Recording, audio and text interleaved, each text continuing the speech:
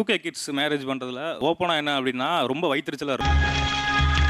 எரியுது வயிறு எரியுது. ஒரு விஷயம் என்ன அப்படின்னா நான் வந்து எங்க ஊர்ல ஃப்ளெக்ஸ் கடை வச்சிருக்கேன், டிசைன் பண்ற கடை. ஓ இன்னும் வைத்திருச்சா?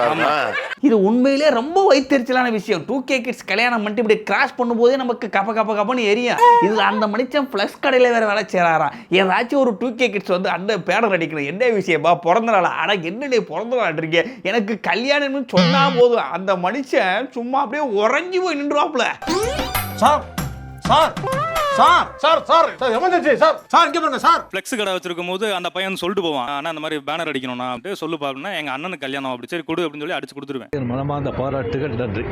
கொடுத்துட்டு மறுபடியும் ஒரு 2 months 3 months வரைக்கும் திருப்பி வருவான். ஆனா மேரேஜ் நான் சொல்லு யாருக்கு அப்படின்னு, எனக்கு தான் நான் மேரேஜ் அப்படின்னு அப்படி பார்ப்பேன் மேலே. அவன் போட்டோவை டிசைன் பண்ற போது வரும் பாருங்க ஒரு வயிற்று, அது என்னைக்குமே யார்கிட்ட சொல்ல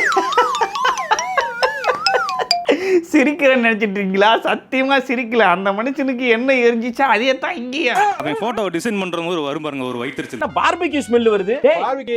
பார்பிக்யூ ஸ்மெல் வரல. அந்த மனுஷன் சொன்னார்ல, அண்ணே எனக்கு தானே கல்யாணம் பேனர் அடிங்கன்னு சொன்ன எரியும் சொன்னார். அது சாதாரணமா எரியாது, இருக்கிற நவ துவாரங்கள்ல இருந்து புகை வரும், அந்த லெவலுக்கு எரியா. ஆமா, என்ன ஒரு செகண்ட் பஃபர் ஆன மாதிரி நின்னுட்டியா? இல்ல மூக்குல இருந்து புகையா வருது,